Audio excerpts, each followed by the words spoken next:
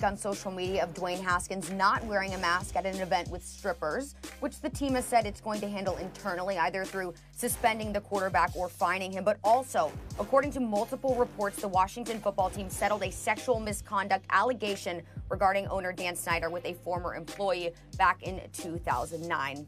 So there is obviously a lot to unpack here. Stephen A., what's your reaction to the Washington football team's stories dealing with Haskins and also Snyder?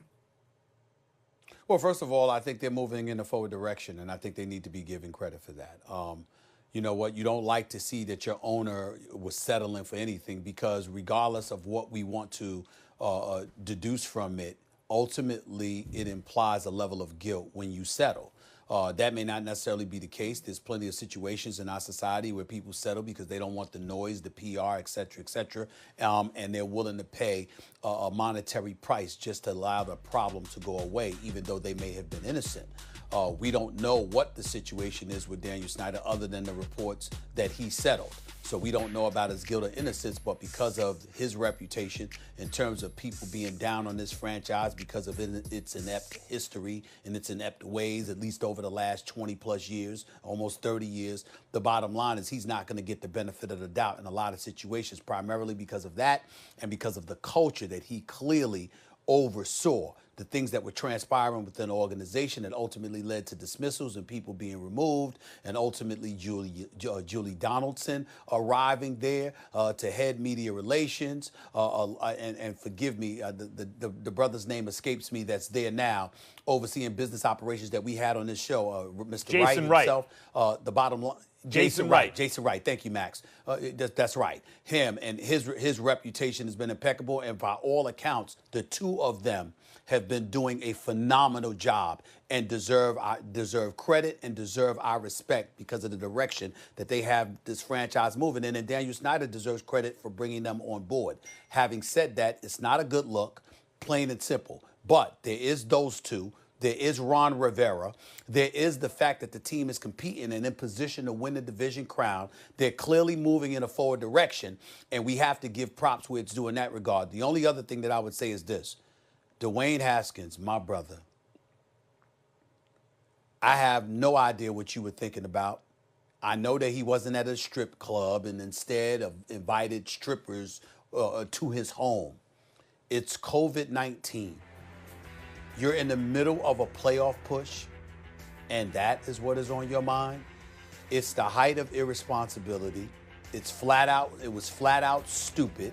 I know he apologized, and I'm not going to pile on, but particularly you being at the quarterback position and being a black quarterback at that, knowing the challenges, people playing your position with your ethnicity, knowing the challenges that you share and what it represents. For you to be caught up in a situation like this, you should be ashamed of yourself. You know, it just occurred to me as you said that, Stephen A., when you said a black quarterback, we are finally at the place where, yeah, and black quarterback, there are black quarterbacks all over the league. You know, it's not like it used to be where that was like, oh, look at that, a black quarterback. Right. But let me just say, we largely see this the same way in terms of the Dan Snyder stuff. First of all, I don't give him credit for bringing on Jason Wright and Ron Rivera because he had to do it. He was dragged kicking and screaming into the 21st century, arrogantly saying, I'm never going to change the name. And then what happened? He got rid of the racist name, didn't he? And then finally he had to get rid of his yes men and bring in actual football people, right? Jason Wright and Ron Rivera. Now, the question is, can they insulate this team from the pernicious effects of his incompetent ownership? Maybe. Maybe it's promising. We agree about that. I mean, Jason Wright seems to know what he's doing, and Ron Rivera does too, and they seem to be going in the right direction. Now, let me just address Dwayne Haskins for a second. He was young and made a stupid mistake. Not the end of the world kind of a mistake. He wasn't out partying. He brought the party to him. Who knows? Maybe he had people tested. I don't know.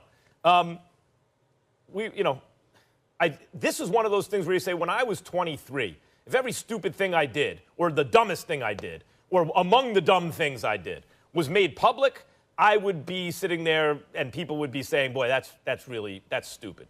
It's a kind of mistake I'm willing to write off to youth, but we'll see. And I have not given up on Dwayne Haskins, Stephen A. You know why? Because First of all, this was not Jason Wright, Ron Rivera's guy, right? Like, Dan Snyder is the owner. You can't do anything about that. And the quarterback they inherited was not their guy. But I want to look at Haskins for a second. He was a one-year starter in college. And as that year went on, he got better and better, throwing the ball accurately and deep down the field, right?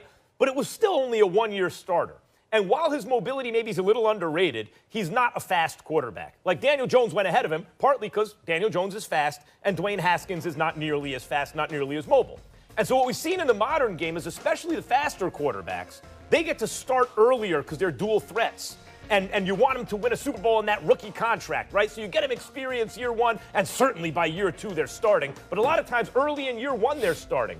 That's not Dwayne Haskins. He's built more like an old school quarterback. He's more of a pocket passing type of quarterback, and an inexperienced one even on the college level at that, right? And so the question is, at 23, having played at 22, 23, has there been improvement? Is there reason to believe that in the future he can be a successful quarterback? I'm not ready to say no yet. I think he is capable of throwing the ball accurately down the field. I have seen it. He has made certain improvements year one to year two for him. And even in light of this stupid mistake of youth, I wouldn't be so fast to say, let's get rid of this guy, right? Washington has invested a lot in him, and if the trajectory of his career is, in fact, more like those old school quarterbacks who he resembles in the style of his play, it might be year 3 or 4 before they get returns on their investment. And since they've already made that investment, maybe it makes sense to keep him around. I don't disagree with you. I'm not saying get rid of him. Let's be clear. I'm just saying he should be ashamed of himself for finding himself in this position at this particular moment in time. I'm sure he realizes COVID-19 is going on. That's the height of irresponsible behavior from